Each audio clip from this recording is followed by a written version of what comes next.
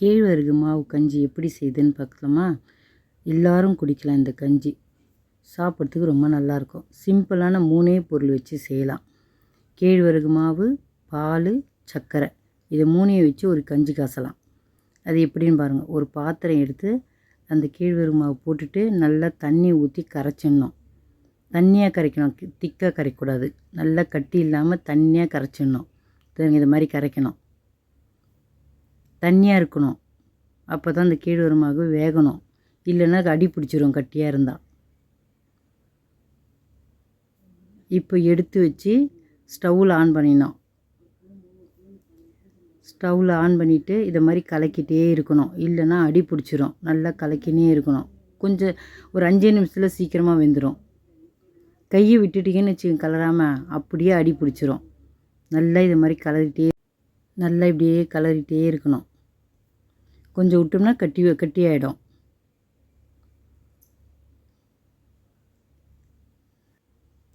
இன்னும் வேகலை, இன்னும் கொஞ்ச நேரம் வேகட்டும். இது மாதிரி கலக்கினே இருக்கணும். கொஞ்சம் கையை விட்டுனா கூட அடி பிடிச்சிரும்.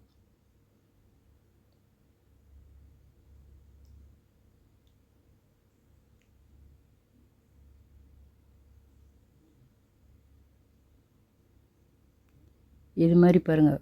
இது மாதிரி பபுள்ஸ் வந்த உடனே பால் எடுத்து ஊற்றிடுங்க. அதில் ஒரு கப்பு பாலை ஊற்றிட்டு இதே மாதிரி திருப்பி நல்லா கலரிட்டே இருங்க.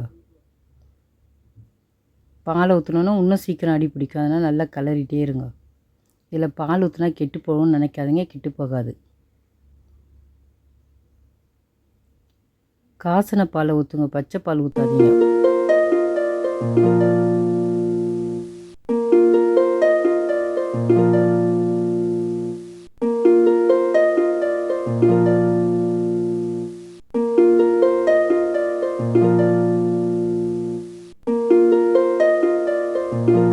அவ்வளோதான், ரெடி ஆகிடுச்சு. இப்போ ஒரு 10 நிமிஷத்தில் இதை செஞ்சு முடிச்சிடலாம்.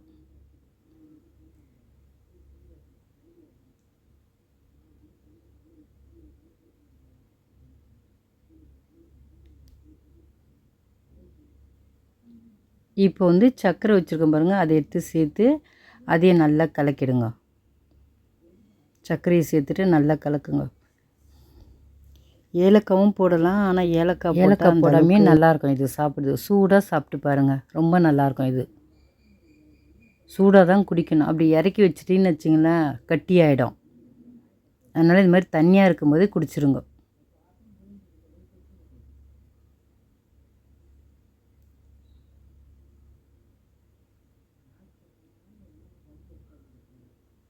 அவ்வளோதான், ரெடி ஆயிடுச்சு. சாப்பிட்டு பார்த்துட்டு எப்படி இருக்குன்னு சொல்லுங்கள். நீங்களும் இதே மாதிரி செஞ்சு பாருங்க.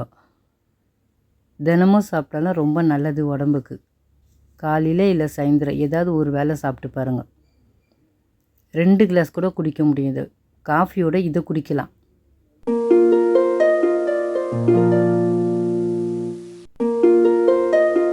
லைக் பண்ணுங்கள், ஷேர் பண்ணுங்கள், மறக்காமல் நம்ம சேனலுக்கு சப்ஸ்கிரைப் பண்ணுங்கள்.